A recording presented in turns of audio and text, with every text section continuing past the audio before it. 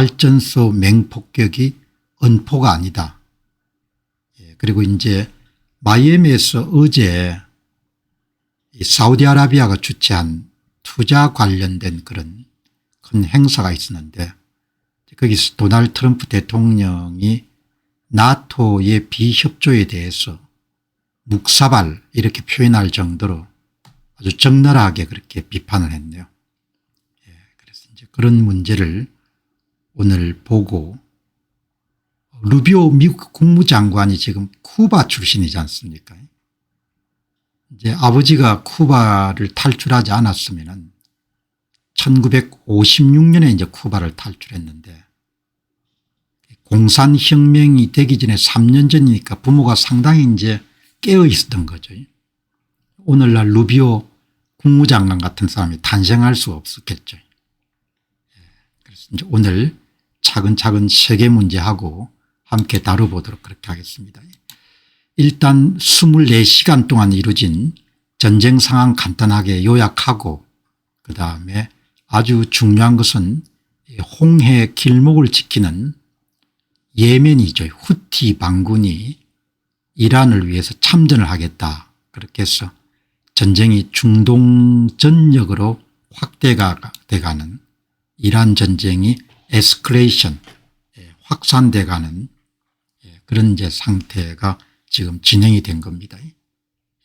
그리고 이제 어떻든 물리적으로 이란이 호르무즈 해협을 본인들은 통제하고 있다 그렇게 이야기하지 않지만 실질적으로 이제 운항이 끊긴 상태고 그동안 많은 그런 폭격을 퍼부었음에도 불구하고 이란의 미사일이 이스라엘의 민간인 피해자를 계속해서 내고 있습니다. 그리고 이제 미국은 지상전 부분적 지상전 전개를 위해 가지고 병력을 계속 증강시키는 그래서 이제 이 24시간 동안 있었던 특이 사항을 한번 정리해 보게 되면은 사우디 프린스 술탄 공군기지가 피격이 돼 가지고 미군이 좀 부상을 했네요. 그리고 이제 급유기 감시기 항공자산이 손상이 됐습니다. 그다음에 이제 예멘 후티 반군이 공식적으로 참전을 결정해 가지고 이스라엘을 향해서 그런 클러스터 탄두를 탑재한 탄도미사일을 발사했고 또 쿠웨이트 국제공항이 또 타격을 받았네요. 그러니까 그동안 이제 발사체라든지 이런 부분을 많이 파괴했음에도 불구하고 간헐적으로 주변 국가들에게 피해를 끼칠 수 있을 정도의 미사일 드론 역량을 현재 이란이 계속 보유하고 있는 겁니다. 미국하고 이스라엘은 이란 본토 공습을 계속한 겁니다. 테헤란하고 이스파한의 아미르 카비르 공대 그다음에 특히 이제 제가 주목한 것은 페르시아만에 위치한 이란에서 가장 큰 그리고 이제 전기 공급량 면에서 2위를 차지하고 있는 부셰르 원전 이 기술은 소련이 제공했고 지금 또 2차 3차 원전이 건설이 되고 있습니다. 거기서 이제 부셰르 원전 3차를 타격한 거죠. 그러니까 그냥 여차하면 그냥 원전을 그냥 까부실 수 있는 겁니다. 지금은 외곽만 때렸지만 그렇게 이제 오늘 보시고 해협은 실질적으로 100여 척 정도가 지나가던 해협이 7척 정도 됐으니까 거의 봉쇄가 됐다 이렇게 볼 수가 있는 거죠. 여러분이 아시다시피 10일 정도 시간을 더 줘가지고 4월 6일 미국 동부 시간 오후 8시까지 이제 연장이 된 겁니다. 그리고 이제 협상은 진행 중이지만 미군이 추가 정파 항공모함 아마 전단을 다음에 한번 알아봐야겠네요. 미국이 항공모함을 몇 대를 갖고 있고 그다음에 수리 중이거나 이런 걸 제외하면은 실질적으로 한 7, 8척 정도를 갖고 있을 것 같은데 거기서 조지 W 부시 항공모함을 다시 또 중동 지역에 파견한다는 이야기가 있으니까 그 부분을 오늘 살펴보도록 그렇게 하겠습니다. 자, 이렇게 해서 이제 이란 전쟁이 계속적으로 이렇게 확전돼 가는 겁니다. 확전돼 가고 그다음에 이제 밑부분에 있는 내용은 이제 어제 24시간 동안 있었던 주요 사건들을 간단하게 요약한 거고, 그리고 이제 이란 측의 전략이나 전술을 중심으로 해가지고 그런 전황을 짜는 테헤란 대학교의 하미드리자 아지지 박사의 전황 보고서 28일자 이걸 한번 보면은 조금 더 명확해지겠습니다. 항공모함이 11척이네요. 11척. 다음에 이런 항공모함이 어떻게 배치되어 있는 것도 한번 살펴봐야겠습니다. 현재 이란은 아지지 박사 전황 보고서입니다. 미국의 직접적인 지상군 투입 및 헬기 강습 작전이 임박했다고 판단해서 100만 명 규모의 병력 동원과 미군과 이스라엘군 생포를 목표로 하는 고강도 대응체제 도입했다. 그러니까 이란 당국이 미국의 부분적인 그런 지상군 투입을 대비하고 있다는 걸 뜻하는 거죠. 후티 반군은 사우디와 아랍에밀리트 공화국의 참전을 저지하기 위해서 홍해 전역을 사정권에 넣으며 전선을 확장하고 있다. 그러니까 이제 앞으로 10일 4월 6일까지 아마 핵을 포기하기가 힘들 겁니다. 이란이. 그러면 이제 미국이 결국은 이제 발전소를 때리는 이제 그런 작전에 UAE는 이미 참전하기로 결정했고 이제 사우디 참전이 이제 결정이 되겠죠. 그걸 막기 위해 가지고 후티 반군이 이제 전선을 확장해서 사우디가 참전을 못하도록 방해하는 거죠. 이란은 자국 산업 시설 피격에 대한 보복으로 주변국 경제 인프라 전체를 타격 목표로 설정하고 이렇게 지금 진행이 되는 겁니다. 그래서 미국의 지상군 투입을 이란이 준비를 적극적으로 하고 있죠. 그리고 이제 후티 반군은 사우디아라비아하고 UAE가 연합군에 참전하지 못하도록 그렇게 지금 해서 전쟁이 이제 당분간은 계속 이렇게 가열화될 가능성이 높죠. 왜냐하면 또 이스라엘은 협상 결과가 어떻게 나오든지 간에 시간이 그렇게 많지 않다고 보기 때문에 더 많은 출격을 하지 않습니까? 호르무즈 해협은 현재 7척 정도가 운항이 될 정도니까 거의 막힌 상태고 유가는 배럴당 $100를 넘어서 $110 정도가 돌파했고 이제 이런 데서 나프타 공급 같은 것이 잘 안 되기 때문에 에너지 문제뿐만 아니고 비료, 생필수 강에도 영향을 미치죠. 그렇게 지금 이제 문제가 계속 이렇게 확장돼 가고 있는 겁니다. 자, 그러면 이제 오늘 보시면은 여기 이제 제가 아지드 박사 글을 보고 아지지 박사 견해에 동의하는, 그러니까 테헤란 대학교 출신의 아지지 박사의 전황 분석에 대해 동의하는 다른 전문가들 이야기를 아지지 박사의 타임라인을 따라서 한번 확인해 봤습니다. 여기 바박 바다드 전쟁 28일차에 접어들며 갈등은 미군의 지상군 개입 기대감과 타격 대상의 지역적 확대, 글로벌 경제 및 핵 비확산 체제에 대한 압박이 커지는 고위험 단계로 진입했습니다. 아라크와 이스파한의 핵시설에 대한 재차 공격이 이루어졌고 이란 내부에서는 핵 확산 금지 조항 탈퇴 및 핵무기 보유를 추구하자는 목소리가 힘을 얻고 있습니다. 그러니까 확전하고 맥락을 같이 하는 그런 이야기입니다. 그다음에 에스파디아드르 바트만 겐리치라는 분은 이란의 정책 결정자들은 자신들이 트럼프보다 더 높은 수준의 확전을 주도할 수 있다고 믿고 있습니다. 이란이 고통을 줄 수 있는 방법은 많고 특히 사우디의 얀부 항공에 대한 위협은 실제합니다. 그러니까 이제 파이프라인을 여러분들 이스라엘 사우디 반도를 횡단해 가지고 얀부 항구를 통해 가지고 홍해를 거쳐서 이런 원유를 수송하지 않습니까? 그 얀부 항구를 때릴 수가 있다는 겁니다. 그죠? 예, 마지드 샤켈이 이란 경제학자는 이제 이란 사람이니까 이란 입장을 옹호하겠죠. 저항의 축은 사우디의 얀부 항구가 석유 수출의 핵심 역할을 하도록 의도적으로 방치해두었고 그 직후에 후티 반군이 게임에 개입했습니다. 그러니까 뭐 얀부 항구를 때리겠다는 거죠. 홍해도. 예, 그렇게 해서 이제 지금 전쟁이 이제 계속적으로 이렇게 확산이 되고 미국의 지상군 정원 후티 반군의 참전 호르무즈의 봉쇄 이란의 미사일 역량 건재 이렇게 이제 지금 전쟁이 진행이 되고 있습니다. 어제 전황 보고서에서 가장 이제 관심 있게 본 것은 원자력 발전소를 포격한 겁니다. 이거는 제가 주의 깊게 보지 않았기 때문에 시운전을 이미 시작을 한 것 같아요.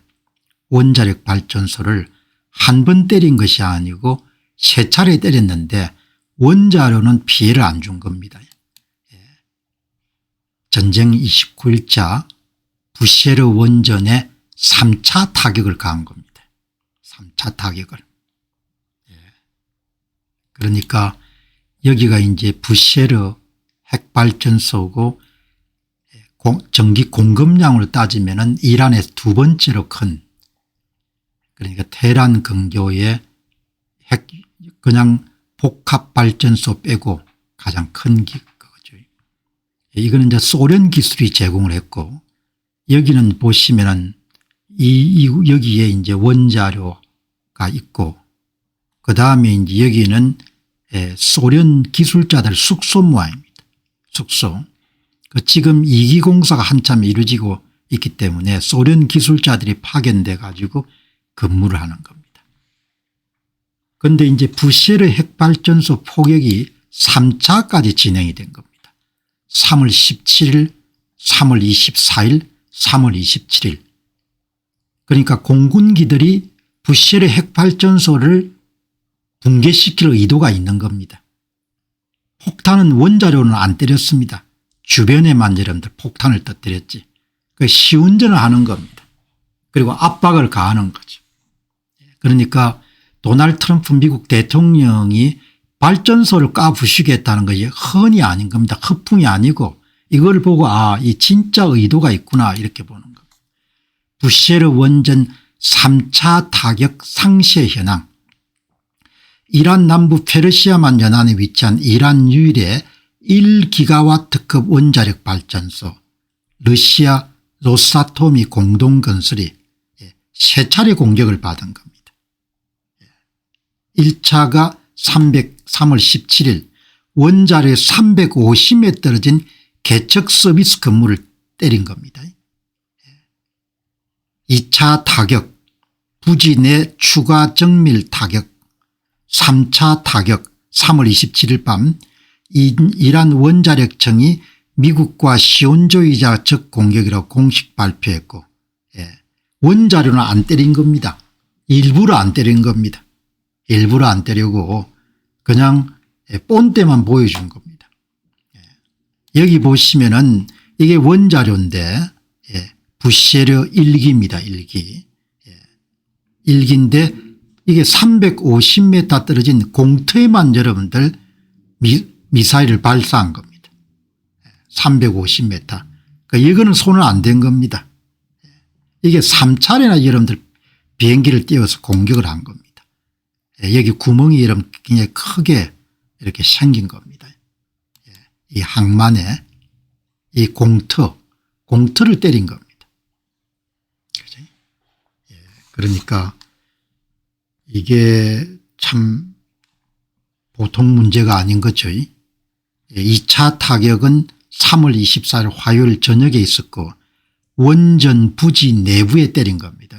공터에다가 그래서 인명피해가 발생 안 하는 겁니다. 1차 타격과 마찬가지로 2차 타격도 원자료 돔에서 떨어진 부지 내에 열린 공간을 노린 정밀 타격 분석으로 분석된다. 이렇게 이제 준비를 연습을 하는 겁니다. 연습을. 그러니까 공군기를 띄워가지고 3월 27일 밤 11시 40분경 1차 2차와 동일한 패턴으로 발사체 한 발이 부지 내 직격했다. 경고성 정밀 타격인 겁니다. 그러니까 원자료를 그냥 바로 부실 수가 있는 겁니다. 원자료를. 이게 여러분 굉장히 저는 중요하게 본 겁니다. 뉴스 가치를 대단히 높게 본 겁니다. 아, 이건 진짜 여러분들 그냥 각오하고 결국은 발전소 설비를 마비를 시켜야 전기가 끊기고 그렇게 해야 손을 들 수 있겠구나 이렇게 보고 있구나 이렇게 본 겁니다. 트럼프 대통령은 우선순위부터 때리는 거니까 오블리트레이트란 표현이 영어 표현으로 굉장히 강하지 않습니까? 절멸, 말살이란 뜻이거든요. 제일 첫 번째 때릴 것으로 예상되는 것이 테헤란 광역권의 43% 전기를 공급하는 다마반드 복합 화력 발전소를 때리는 거죠. 두 번째가 부쉐르 원자력 발전소를 때리는 겁니다. 1차 2차 3차 시범 공격을 보게 되면 언제든지 원자료를 파괴할 수 있다는 걸 보이는 거죠. 4월 6일까지 협상 결렬 시에 전문가들은 발전소 폭격 확률을 90% 이상 보는 겁니다. 90% 이상. 거의 발전 설비를 때릴 가능성이 높다는 거죠. 그런데 이란과 대화가 매우 잘 진행 중이며 그들은 딜을 원한다. 그런데 제가 볼 때는 이 사람들이 핵을 포기하기는 쉽지가 않을 것 같아요. 그러면은 요구안이 수용되지 않으면은 테헤란 근교의 다마반드 복합 발전소 폭발을 시작으로 전면적인 에너지 파괴 작전이 재개될 확률이 90% 이상이라는 거죠. 90% 이상. 협상 불발 시 발전소 폭발 가능성은 매우 높습니다. 거의 확실시됩니다. 그러니까 전기를 전부 다 여러분들 블랙아웃 상태로 만들지 않고서는 항복을 안 할 거라고 보는 겁니다. 그럼 이 사람들이 10일간 여러분들 핵을 양보하겠냐? 양보할 가능성은 현저히 저는 낮게 보는 겁니다. 이제 폭발을 하게 되면은 테헤란이 뿐만 아니고 이란 전역이 블랙아웃 상태에 들어가기 때문에 상하수도, 대중교통, 공장, 의료 전체가 다 마비가 되는 거죠. 이제 부쉐르를 때리게 되면은 그러면 이제 핵 유출 문제도 있는 겁니다. 이렇게 지금 돌아가는 겁니다. 그러니까 걸프 국가들의 에너지 및 담수화 시설 피해 같은 거를 염두에 두지 않으면은 가장 편한 방법이 발전 설비를 때리는 거죠. 발전 설비를 때려야 그래야 이제 중단이 되는 겁니다. 아주 악질들인 겁니다. 4월 6일은 그러니까 말을 좀 강하게 트럼프 대통령이 하기 때문에 긴가민가하는데 이제 오늘 제가 특별히 제목을 핵발전소 3차례 폭격을 다룬 것은 이게 그냥 헌이나 그냥 이야기가 아니라는 겁니다. 그럼 전쟁이 오래 가겠냐? 오래 갈 수는 없을 걸로 보는 겁니다. 장기전은 가능하지 않을 거다 본다. 어제 콘라드 5세 이 선장 출신의 말씀은 물류면에서 보면은 트럼프 행정부는 장기전을 대비해서 지상군은 전혀 물류면에서 불가능한 이야기다. 장기전은 불가능한 이야기다. 이렇게 말씀을 드렸는데 오늘 여기에 지네바 리브아 연구원은 항상 방송 전에 제가 확인합니다. 지네바 지네버 리브아 연구원이 지금 전황을 어떻게 보고 있는가. 예. 이란의 이번 전쟁은 핵과 미사일 역량을 감소시켜 가지고 이란의 군사력을 약화시키기 위한 것이니까. 그러니까 뭐 영토를 점령하거나 이런 것이 아니고 지역 내에 큰 불안정 요소인 이란의 군사력을 약화시키는 것이니까. 그러니까 그런 측면에서 보면은 조만간에 카르크인 섬에 대한 작전은 전개될 가능성이 높다 이렇게 보는 겁니다. 여기에 지네버 리브아 연구원의 전황에 대한 판단은 본인이 볼 때는 국지전 일부 지역에 대한 점령 작전은 일어날 가능성이 높다 이렇게 보는 겁니다. 여기 보시면은 여기 크리스킴 님께서 어제 미 국무장관 루비오 장관 인터뷰가 몇 주 안에 끝날 것이라고 했습니다. 지네버 리브아 연구원 보시기 바랍니다. 사람들은 지금 이란 전쟁을 이라크 침공 같은 지상전 장기전으로 생각하는데 지금 일어나고 있는 일은 그런 게 아닙니다. 지네버 리브아 연구원이 전황에 대한 판단을 우리와 함께 이야기해 줍니다. 카르크 섬을 점령하는 데는 세 단계가 있습니다. 공중제압 몇 시간 내, 상륙 공격 수일 내에, 점령 유지 수주의 수개월, 오직 세 번째 단계만이 지속적인 지상군 주둔을 필요로 합니다. 하지만 다시 말하지만 미국이 원한다면 오래 점령할 수 있습니다. 다만 이번에는 지속 가능한 발전과 권력 분점을 위해서 걸프 국가들의 협력이 필요할 것이라고 생각합니다. 지네버 리브아 연구원이 장기전 점령을 위한 전쟁은 아니라는 겁니다. 다음 보시기 바랍니다. 지네버 리브아 연구원에 대해서 비판적인 견해가 있으니까 이렇게 이야기합니다. 다시 한번 제가 말씀드리지만 저는 활동가 액티비스트가 아니고 지정학 전략가일 뿐입니다. 저는 어떤 일이 언제 어떻게 일어나고 있는지 말씀드릴 뿐이고 그 이유는 제게 달려있지 않습니다. 몇 가지 아이디어를 드릴 수 있지만 그 이상은 제 소관이 아닙니다. 좋고 나쁨을 판단하는 것은 여러분의 몫입니다. 진단, 분석, 전망을 하는 사람이지 뭐 옳고 그름을 판단하는 사람은 아니라는 이야기입니다. 그지? 보시기 바랍니다. 저는 도널드 트럼프 미국 대통령이 무엇을 원하는지 잘 모릅니다. 제가 말씀드릴 수 있는 것은 카르크 섬 점령이 이란의 페르시아만 장악력을 약화시키고 이란 혁명 수비대 수입의 50%를 차지한다는 점을 고려할 때 충분히 가능한 시나리오에 들어간다고 보는 겁니다. 만약 트럼프 행정부가 그렇게 하려고 마음먹는다면 할 수 있고 그냥 그들을 쥐어짤 수도 있습니다. 그렇게 해야 할까요? 그건 위험한 일입니다. 실제로 그들이 하고 있냐고요? 트럼프가 그렇게 말했습니다. 여러분들 전쟁은 위험한 일이지 않습니까? 투자가 위험한 일이지 않습니까? 그러나 우리가 투자를 하지 않습니까? 왜 투자를 합니까? 미래를 준비하기 위해서. 트럼프가 전쟁을 일으킨 겁니다. 왜 일으켰습니까? 미래에 더 안전한 중동과 자유이란 레스람들 일걸음을 내거딘 겁니다. 그러니까 이렇게 정확하게 이야기하는 겁니다.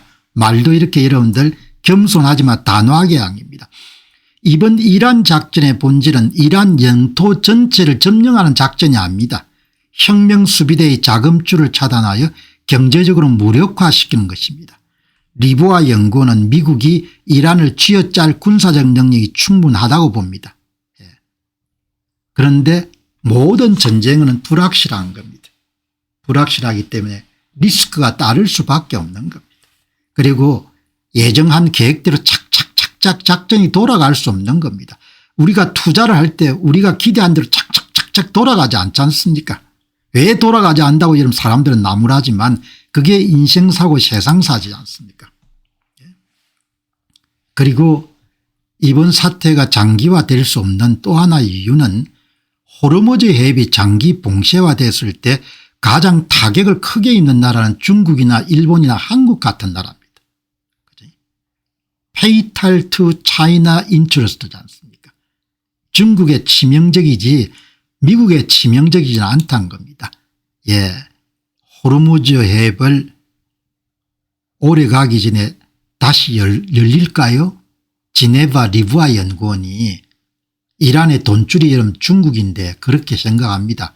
왜냐하면 제가 여러 차례 말씀드린 바와 같이 중국이 호르무즈 해협의 목숨줄입니다. 미국에 여러분 필요한 원유는 2%밖에 호르무즈를 통과하지 않습니다. 이렇게 이야기를 하지 않습니까? 예, 이렇게 호르무즈 해협을 폐쇄할 시에 중국은 에너지 공급에 치명타를 입지만 미국은 영향이 2% 미만으로 미비합니다. 해협 봉쇄는 미국보다 중국과 아시아 경제에 대한 압박 카드가 됩니다. 그러니까 이란 전쟁이 조기 종식되는 것은 일본이나 한국인들에게도 굉장히 중요한 거죠. 그리고 거듭 이야기하지만 지네버 리브아 연구원 이야기처럼 이란 전쟁의 목표가 이란의 이런 군사력을 약화시키는 거죠. 영토를 점령하는 것이 아니고. 그리고 지네버 리브아 연구원 이야기는 현재 병력 배치를 보게 되면 장기 지상전은 없다는 겁니다. 그거는 콘라드 5세 선장 이야기와 일치하는 겁니다. 미 중부 사령부가 배치한 자산들 전쟁 자산들을 가동 중이며 이것을 훑어보기만 하더라도 이번 전쟁이 끝없는 전쟁이 아님을 알 수가 있습니다. 그런 전쟁이 되려면 본토 침공이 있어야 되는데 저는 카르크 섬 점령 가능성 외에 그 밖에 이런 더 작은 섬들 그런 침공이 일어날 것으로 보지 않습니다. 이번 전쟁은 이스라엘과 걸프 국가들이 감당할 수 있을 만큼 이란을 충분히 약화시키는 그런 부분이 전부입니다. 점령이나 장기전 같은 건 없습니다. 이 전쟁은 장기전이 될 수도 있습니다. 이런 주장을 반박하는 겁니다. 그럴 가능성 없습니다. 리브아 연구원은 이렇게 주장하지만 그렇게 생각하지 않는다는 거죠. 다음이 보시게 되면은 후티 반군 참전에 대해서 리브아 연구원의 평가입니다. 후티 반군이 if라는 표현에 주목해야 된다. 후티는 무조건적인 참전을 결정한 것이 아니고 다른 나라가 이란 공격에 가담할 경우에 혹은 홍해가 공격 통로로 사용된 경우에 그런 조건 하에서 본인들이 전쟁에 참전하겠다. 그렇게 이야기를 한 겁니다. 그 다음에 이제 이번 전쟁은 리미티드 워 제한전이고 그것은 롱텀 워 장기전이 될 수가 없다는 거죠. 그리고 뭐 전쟁이든 투자든 모든 것은 세상 일이기 때문에 계획한 대로 완벽하게 돌아가지 않지 않습니까? 현재 갈등은 이라크 침공 같은 전면적 지상적보다는 이란의 전략적 자산 카르크 섬 등을 정밀타거나 점령하여 경제적 목줄을 죄는 방식으로 전개되고 있습니다. 미국의 중부 사령부의 자산 배치는 장기전보다는 이란의 힘을 이스라엘과 걸프 국가들이 통제한 가능 수준으로 약화시키는 데 목적이 있습니다. 이번 전쟁은 영토 점령이 아니라 에너지 통제권과 경제적 압박을 통한 이란 체제의 무력화가 본질입니다. 그러나 이제 전쟁은 인간의 일이기 때문에 우연적 요소가 굉장히 중요한 역할을 하는 거죠. 그래서 제네브 리브아 연구원이 조제프 더 메스트로라는 그런 철학자의 상트 페테르부르크 대화라는 제목에서 한 부분을 소개했네요. 여기에 핵심이 뭔가 하니까 전쟁에 승리할 거냐 실패하냐는 그런 거는 그거는 우연적 요소가 굉장히 중요한 역할을 한다는 겁니다. 여기에 필요는 없다는 겁니다. 아무리 군사력이 우수하더라도 불운이 거치면 역사는 너무나 희박한 확률의 사건들로 가득 차 있고 가장 명석한 이론조차 검증되기도 전에 산산조각이 나고 합니다. 전쟁에서 사기, 군의 사기가 수행하는 역할을 더 넓게 살펴보시기 바랍니다. 인간의 일에서 신의 손길이 이보다 더 명백하게 작용하는 곳은 어디에도 없음을 발견하게 됩니다. 전투의 결과는 인간이 가장 통제할 수 없는 것들에 전적으로 달려있기 때문입니다. 전쟁이 이런 거지 않습니까? 사람의 운명도 마찬가지로 전투에 승리하게 하는 것은 확신이고 패배하는 것은 공포입니다.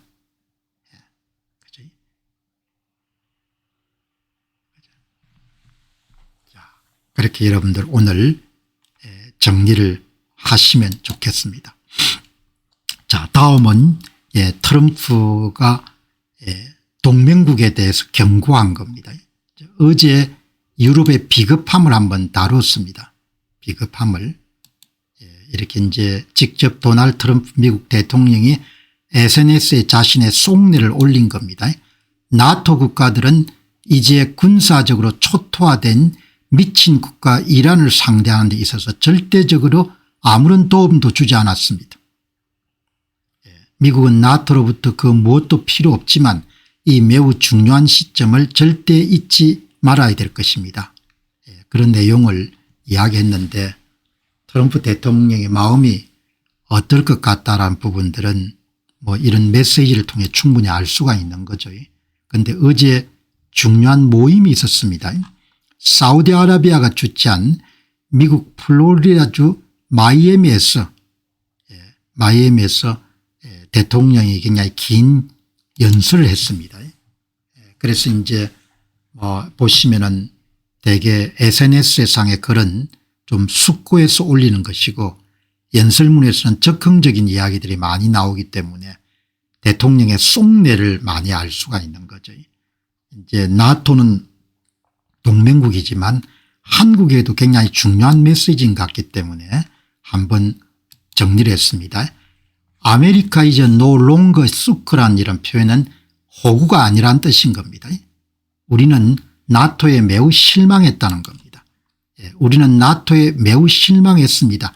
그들은 우리를 도우러 오지 않았습니다. 나토는 전혀 아무것도 하지 않았습니다. 나토는 우리를 도와주지 않았다는 거죠. 그 이야기를 분명히 이야기하는 겁니다. 저는 25년 전에도 나토는 종이 호랑이라고 말했습니다.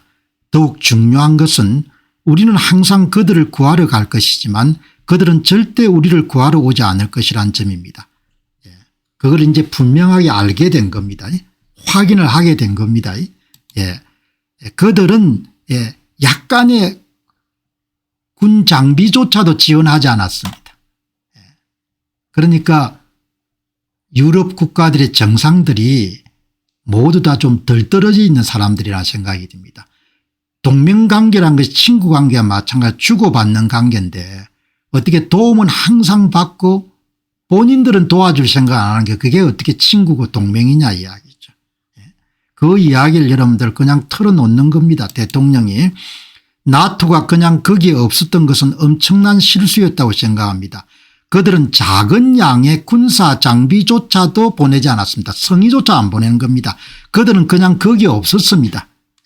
거지도 아니고 말이지 1년에 수천억 달러 군비를 들여가지고 나토를 지탱하는데 군 장비조차도 못 보는 겁니다.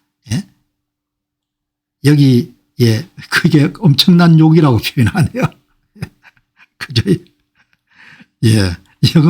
영어가 제가 익숙하지 않아 가지고 이게 얼마나 큰 욕인지를 모르겠는데 크리스 님께서 이건 정말 심한 욕인데요. 그러면 화면에 써서 안 될 정도 욕인 모양입니다. 그죠? 여기 보시기 바랍니다. 우리는 나토를 보호하기 위해서 매년 수천억 달러를 지출하고 있습니다.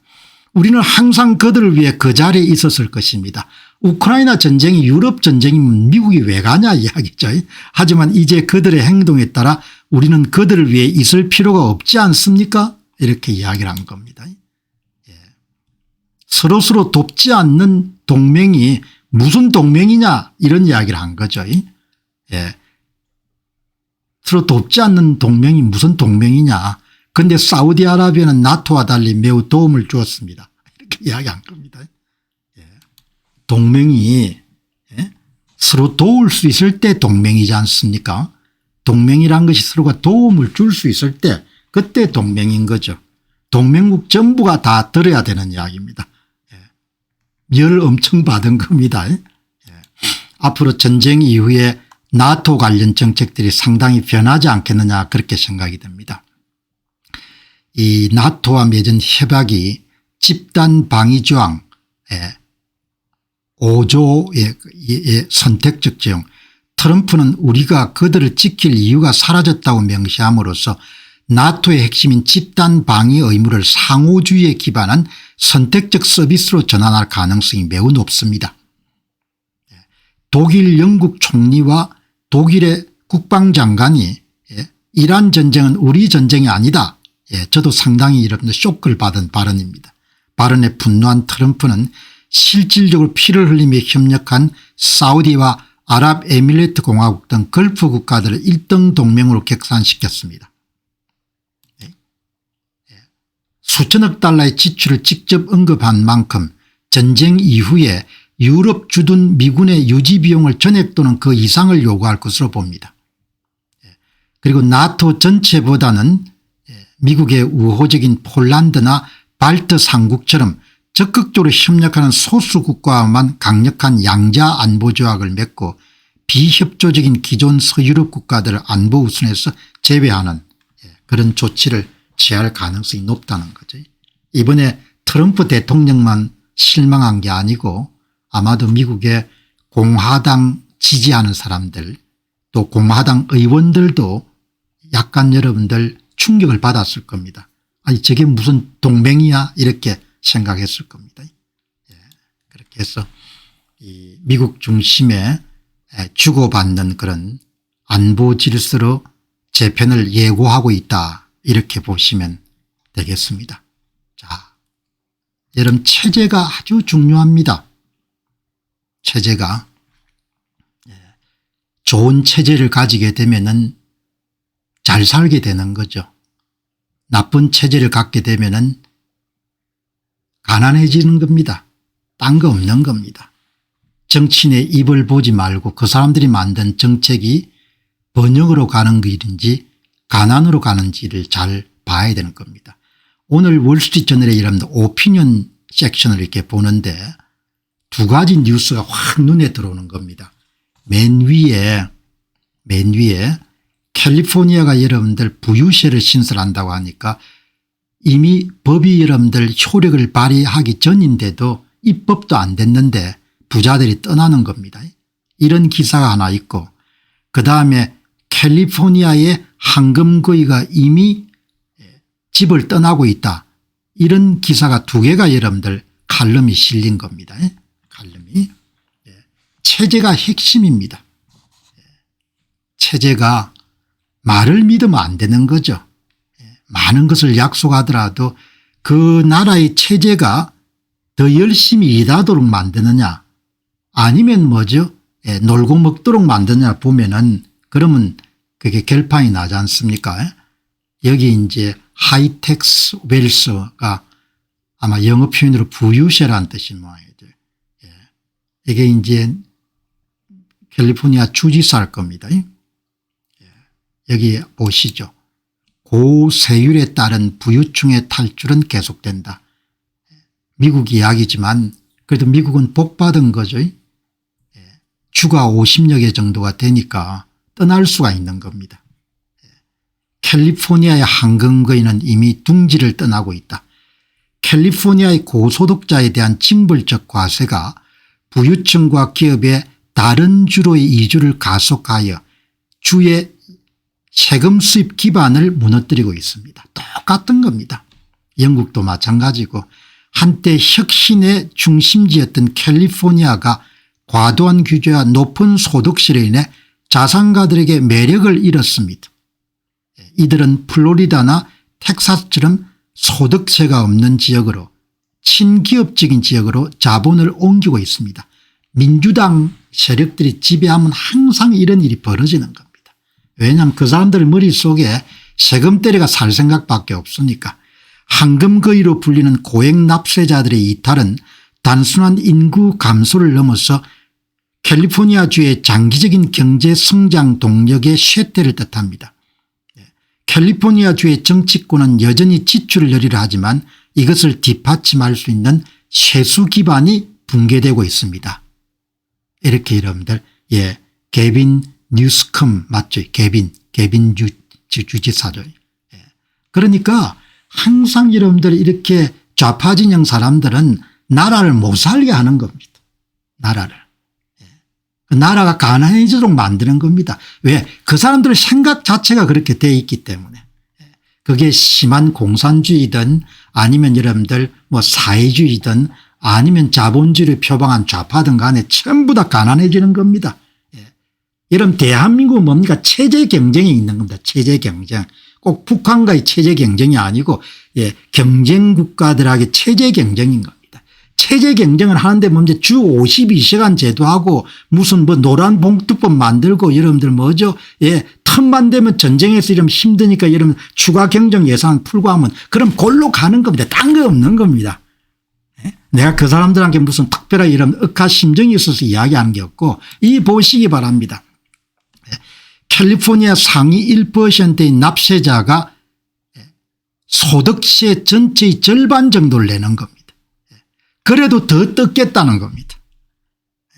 높은 세금을 내면서도 치안 불안, 노숙자 문제, 열악한 공공서비스를 견뎌야 되는 부유층의 인내심에 바닥이 났습니다. 사람은 만족이 없기 때문에 끝까지 뜯어먹는 겁니다. 끝까지. 죽을 때까지 뜯어먹는 거죠. 무슨 뭐 건강보험료가 이런 모자라면은 그냥 적당히 하겠습니까? 끝까지 부자들한테 더 뜯어내는 겁니다. 그걸 고마워하지도 않죠. 그러니까 미국을 보면은 참 흥미로운 것은 주가 다르니까 다른 주로 옮기면 되지 않습니까? 복 받은 겁니다. 미국의 건국의 아버지들이 엄청나게 좋은 정치 제도를 만들어 놓은 겁니다. 떠날 수 있는 자유.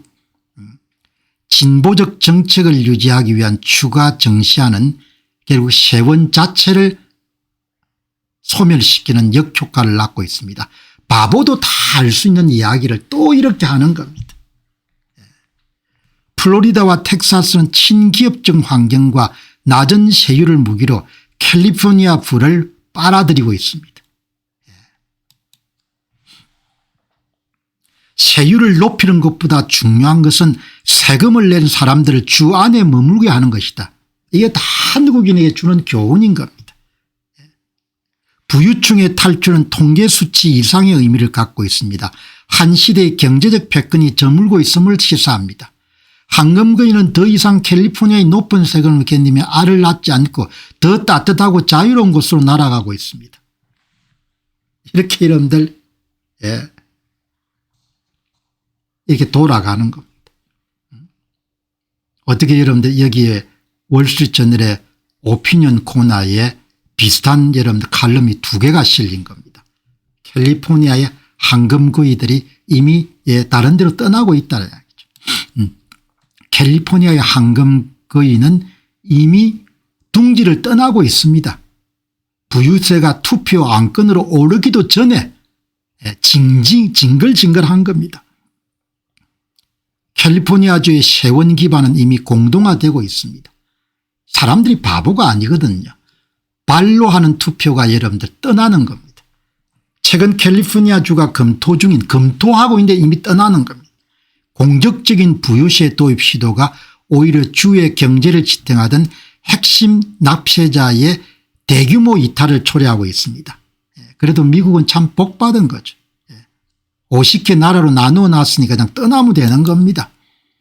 부유층에게 더 많은 세금을 거들려는 시도가 오히려 세금을 낼 사람들을 주 밖으로 쫓아내는 역효과를 내고 있습니다. 소득세가 없는 다른 주들과 비교했을 때 캘리포니아는 높은 세금 대비 열악한 공공서비스와 치안으로 인한 매력을 완전히 잃고 말았습니다. 정치인들이 부자 정시란 구호를 외칠 때 자산가들은 작별 인사를 준비하고 있습니다.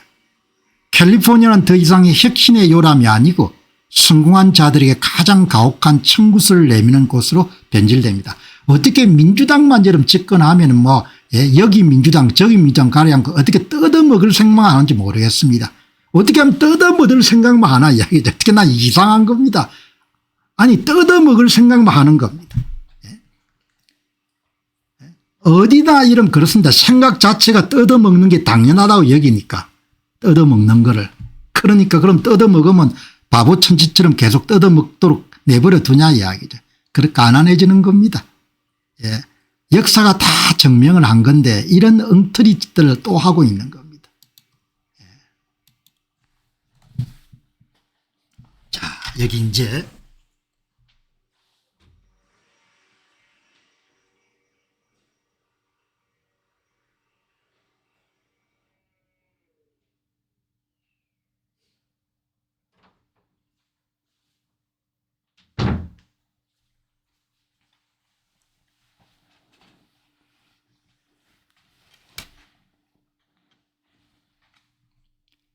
혁명할 때는 좋죠. 혁명할 때는 혁명의 열기가 식고 아버지 세대가 여러분들 완전히 엉터리 짓을 하면은 손자 손녀들이 다 죽어나가는 겁니다. 그래서 우리가 자식들에게도 책임감을 가져야 되지만 후세들에 대해서도 책임감을 지켜야 되는 겁니다. 한국을 보면 항상 안타까운 것은 우리가 여러분 잘 살아봐야 여러분 90, 100 정도 살다 가는 건데 그런데 그렇게 다 여러분들 욕심이 여러분들 목구멍까지 차가지고 나라를 망가뜨리게 되면 자식들이 얼마나 이런 고생을 하겠냐 이야기죠. 손자 손녀들이 얼마나 고생을 하겠습니까. 1979년에 이런 혁명의 열기에 이런 들떠가지고 지금 40년이 지난 다음에 3만 명 4만 명 정도 이런 젊은 사람들이 죽어나가는 이란을 보시기 바랍니다. 얼마 전에 여러분들 그 죽었던 광복회 회장도 암이 걸리려면 죽기 전때가 이런 폐악질을 하다 갔지 않습니까. 인간이라는 게 참 징글징글한 겁니다. 인간들이란 것이. 남겨진 것은 비참함입니다.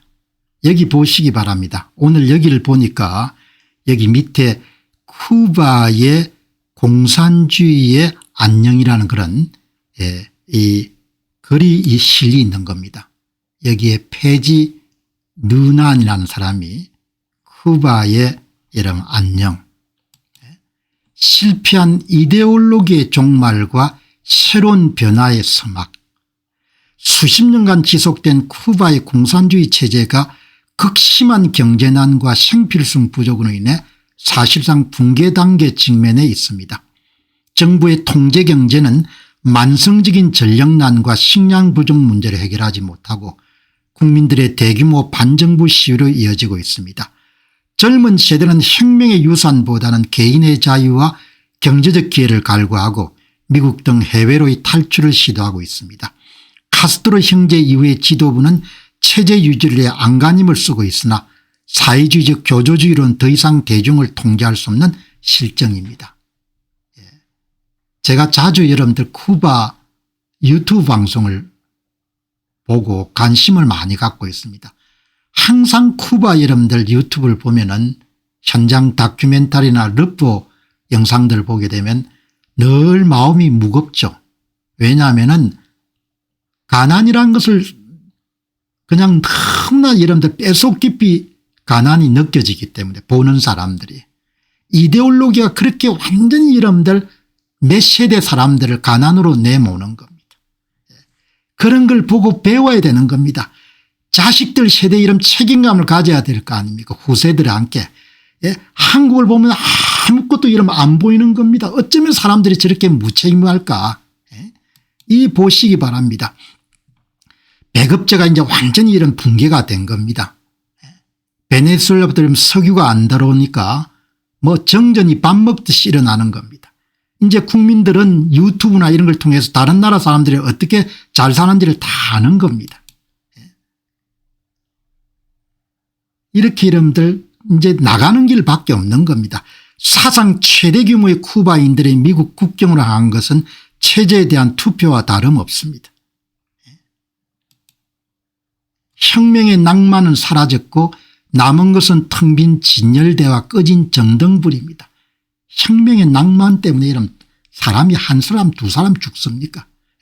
선진권 사회주의 이런 이야기가 얼마나 치명적인 겁니까? 어마어마하게 겁난 이야기인 겁니다.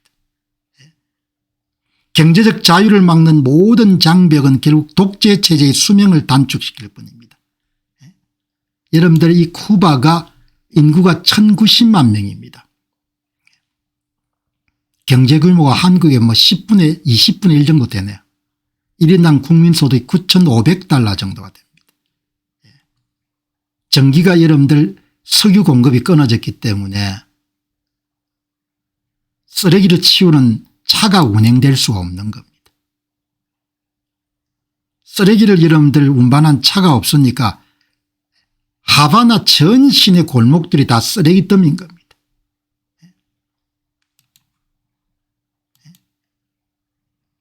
전기가 거의 매일 나가는 겁니다. 이렇게. 이 보시기 바랍니다. 쓰레기가.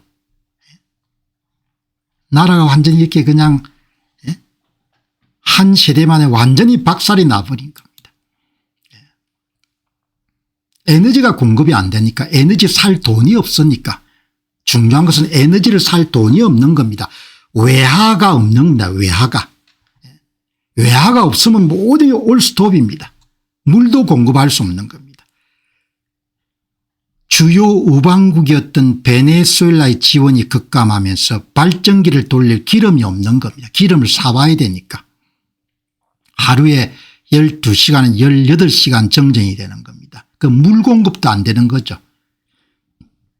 상하수도 시설이 다 전기에 움직이니까. 쿠바 국민들의 가장 고통스러운 지점은 만성적인 대정전입니다. 이게 카스트로 혁명, 체게바라가 이름 추앙했던 혁명의 끝인 겁니다. 실질을 여름 숭상하지 않고 낭만을 추구하게 되면 이렇게 비참하게 끝나는 겁니다. 석유가 중단된다고 생각하면 석유를 살 돈을 벌여야 되지 않습니까? 왜 한국이 수출을 열심히 해야 되는 겁니까? 땔감을 벌 돈을 여름 벌기 위해서 땔감입니다. 땔감. 가동적인 8개의 화력발전소가 수명이 3, 40년을 훨씬 초과했으니까 유지 보수비를 지불할 수 있는 여력이 없는 겁니다. 외화가 없으니까. 수출해야 외화를 벌 수 있는 거죠. 물을 공급 안 되지 않습니까? 상수도 하수도가 전부 다 전기가 있어야 여러분들 가동이 되지 않습니까? 이란도 마찬가지니까 수돗물을 공급하는 펌프 시스템이 전기로 작동하기 때문에 정전 시 물 공급이 끊깁니다. 수도관의 50% 이상이 파손되어 정화된 물의 상당량이 땅으로 새고 오염된 물이 유입되어 수인성 질병 위험이 커지고 있습니다. 세탁과 샤워는커녕 마실 물조차 구하기가 힘든 겁니다. 이런 상황이 여러분들 돼버린 겁니다. 이 보시기 바랍니다. 국가 배급제가 붕괴가 돼가지고 그냥 쿠바 여러분들 실상을 보면은 그냥 가난이라는 것이 저렇게 처절할 수 있겠구나. 쌀, 콩, 석탄, 설탕, 우유 등이 보장되었으나 현재는 쌀과 설탕조차 제때 사회주의 실험을 해가지고 이렇게 나라가 완전히 박살난 겁니다. 체게바라 좋아하는 인간들 많지 않습니까? 카스트로 좋아하는 인간들도 많고 기가 찬 거죠. 화폐가 종이 조각이 되고 이렇게 지금 돼가지고 지난 2년간 전체 인구의 4%에 해당하는 42만 명이 쿠바인이 떠났는데 똑똑한 사람들 훨씬 전에 다 떠났죠. 1950년대 60년대 그때 50년대 60년대 다 떠난 겁니다. 홍콩도 1997년도에 여러분들 넘어갈 때 그때 1차 대규모 이민들이 있었지 않습니까? 운명입니다. 운명. 역사의 수레바퀴에 이런 굴러가게 되면 개인은 어떻게 해볼 도리가 없는 겁니다. 개인은. 여기 오늘 여러분이 보시면은 이 루비오 미 국무장관이 쿠바계 있지 않습니까? 쿠바계. 아버지가 쿠바를 1956년에 떠났던 거죠. 그죠? 이 여러분들 지금 쿠바가 여러분 상황이 이렇게 어지럽게 된 겁니다. 하바나 여러분들 골목길만 가더라도 이걸 볼 수 있습니다. 여러분들 이거 AI가 만든 게 아닙니다. 이거. 지금 이 상태인 겁니다. 쓰레기 수거용 여러분 자동차가 움직일 연료가 없는 겁니다. 이렇게 여러분들 지금 사는 겁니다. 사는 게 아닌 겁니다. 석유를 살 돈이 없으면 이렇게 되는 겁니다. 석유를 살 돈이 없으면. LNG를 살 돈이 없으면 이렇게 되는 겁니다. 왜 열심히 수출을 해야 되고 수출 경쟁력을 유지해야 되고 사업가들 여러분들 굉장히 격려하고 잘 대해줘야 되는지 그냥 사업가들 욕하고 이런 뜯어먹을 생각만 하면 이렇게 되는 겁니다. 이렇게 이 사람들이 뭐 잘못한 게 없고 팔 게 없는 겁니다. 뭘 팔겠습니까? 팔 게 아무것도 없는 겁니다. 팔 게 없으면 이렇게 비참해지는 겁니다. 팔 게 없으면. 한국은 운명적으로 외발 자전거를 타는 것과 똑같은 겁니다. 계속 있으면 달러를 벌어야 됩니다. 달러를 벌어야 이렇게 되는 겁니다. 여기 보시기 바랍니다. 가난이 그냥 뺏속기까지 들어간 겁니다. 특히 여러분들 유튜브 같은 데를 보면은 미인들 볼 때 너무나 마음이 아픈 겁니다. 미인들의 옷차림 같은 것이 유행이 뒤떨어져가 남루하다는 것을 내가 느껴 그런 표현을 안 하지만 그걸 느끼는 거죠. 아버지를 잘 만나 가지고 아버지가 쿠바를 떠나야겠다. 여기는 절대 안 되겠다. 카스트로 혁명 전에 떠난 겁니다. 1956년에. 그래서 루비오가 여러분들이 이렇게 살 수 있는 겁니다. 그 운명이 그렇게 달라지는 겁니다. 부모가 어떤 선택을 하냐에 따라서 이렇게 인생이 달라져 버린 겁니다. 이 루비오 국무장관이 스페인어를 아주 잘합니다. 벤스가 거의 다음에 2028년에 유력주자였지만 이번 이란 전쟁의 종결에 따라서 두 사람이 이제 경합을 하겠죠. 아주 똑똑하더구먼요. 이번 전쟁을 처리한 걸 보면서 그리고 충분한 경력을 갖고 있는 이 스페인계 이런 표를 다 모을 수 있을 거 아닙니까? 스페인어를 어마어마하게 잘해요. 이 보시면은 젊은 날에 이렇게 출세를 다 했네. 이 젊은 날에 애를 많이 낳았네. 아들이 둘이고 딸이 둘이고 30대 벌써 여러분들 마르코 안토니오 루비오 1971년생입니다. 얼마나 멋집니까? 1971년생이 미 국무장관인 겁니다. 플로리다 대학교 정치학 학사, 마이애미 대학교의 법학 박사, 부모가 여러분 1956년에 떠났다고 제가 관심을 가지고 한번 살펴봤습니다. 그러니까 30 중반에 벌써 플로리다 하원 의장, 미 연방 상원 의원, 대선 경선 출마 그러니까 모든 경력을 다 갖고 있으니까 이번 이란 전쟁에서 이런 혁혁한 그런 자기 장기를 자랑하는 겁니다. 이 보수적인 색채가 굉장히 강한 그런 인물이죠. 이 여기 보시면은 여기에 이 쿠바계가 되게 플로리다에 많이 살죠. 플로리다에. 그러니까 미국을 선택한 사람하고 이런 쿠바에 있었던 사람하고 운명이 크게 달라진 겁니다. 쿠바에는 한국계 쿠바인들도 꽤 많죠. 한국계 쿠바인들. 조선시대 때 여러분들 넘어갔던 설탕수수 밭에서 일했던 분. 여기 클로바님 고맙습니다. 주님과 동행님도 고맙고 보시면은 56년에 여러분들 쿠바를 탈출했네요. 카스트로 집권 2.5년이네요. 공산체제에 이제 결판을 낸 겁니다. 미국 내 240만이니까 한국계하고 비슷할 것 같네요.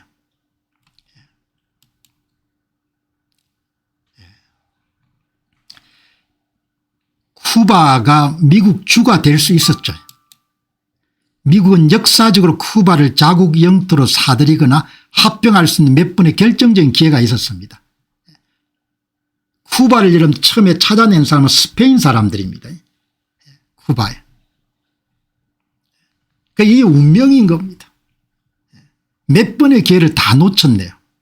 그냥 쿠바 사람들이 미국에 주로 편입됐으면 잘 살았을 건데 여기 보시기 바랍니다. 19세기 중반에 미국이 현금으로 쿠바를 살려고 한 겁니다. 스페인에 1억 달러를 제시하며 매각을 제안했지만 스페인은 쿠바를 파느니 바다에 깔아앉히겠다며 거절했습니다. 1848년이네. 이게 운명인 겁니다. 1898년 미 스페인 전쟁, 미국이 스페인과의 전쟁에 승리하며 쿠바를 차지할 가장 확실한 기회를 잡았는데 전쟁 직전에 미국 의회는 미국은 쿠바를 합병할 의사가 없으며 평화가 찾아오면 쿠바인들의 통치권을 넘기겠다. 스스로 자주국가를 운영할 능력이 없는 겁니다. 그러니까 지금 그게 쿠바 주변에 중남미 지역에 엉망진창이 된 나라들이 많지 않습니까? 식민지를 벗어나고 난 다음에 자치 능력이 없는 겁니다. 자치 능력이 자기 나라의 민주주의를 구현할 수 있는 능력 자체가 없는 겁니다. 그래서 여러분들 망가진 나라가 여러분들 그게 많지 않습니까? 또 플랫 수정안 결국 미국은 쿠바를 주로 만들지는 않았지만 그때 주가 됐어야 되는 건데 사실상 속국으로 관리하는 길을 택했는데 그때 이제 관타나무 기지가 생겼네. 그러고 나서 이런 1950년대 중반에 공산혁명이 일어나면서 나라가 완전히 박살이 나버린 거네. 마르코 루비오 장관의 부모님인 마리오와 오리알레스 루비오는 1956년 5월에 쿠바를 떠나 미국으로 이주했다. 당시 쿠바는 피데 카스트로의 공산혁명 이전인 폴 풀헨시오 바티스타 독재정권 시절이었다. 그러니까 부모가 판단을 한 거죠. 아, 이 나라가 결국은 골로 가겠구나, 안 되겠구나. 그러니까 이런 선택에 따라서 인간의 그 후세대의 운명이 완전히 달라지는 겁니다. 할아버지가 내린 결정 때문에 이렇게 살 수 있는 겁니다. 할아버지가 1956년에 내린 반세기 훨씬 전에 내린 결정으로 해서 여러분들 루비오 국무장관이 탄생할 수 있는 겁니다. 이게 운명입니다. 이게 여러분 운명입니다. 이게 그냥 운명으로 벤스 부통령이 85년생이네요. 루비오 국무장관이 71년생. 이번에 전쟁 치르면서 역량을 한껏 발휘하는 똑똑하고 여러분들 그런 것 같아요. 여기 보시기 바랍니다.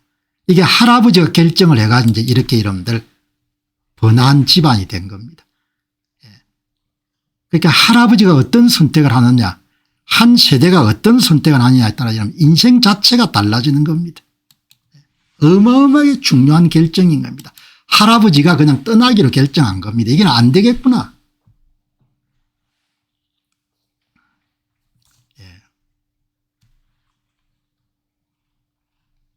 자, 다음 여러분들 투자 문제 다루도록 그렇게 하겠습니다. 이제 세계 문제 마무리하고 투자 문제. 이 투자 방송은 재무적 요새, 재무적 요새를 구축해서 경제적으로 뭐 나라가 그렇게 뭐 형편이 썩 나아지지 않더라도 그런 가족을 보호하는 그런 차원에서 우리가 공부를 하자, 이렇게 해서 여러분들 말씀을 드리는 겁니다. 자, 여러분이 보시죠. 저는 젊은 날부터 학습에 대해서 굉장히 관심이 많았습니다. 그래서 제가 쓴 책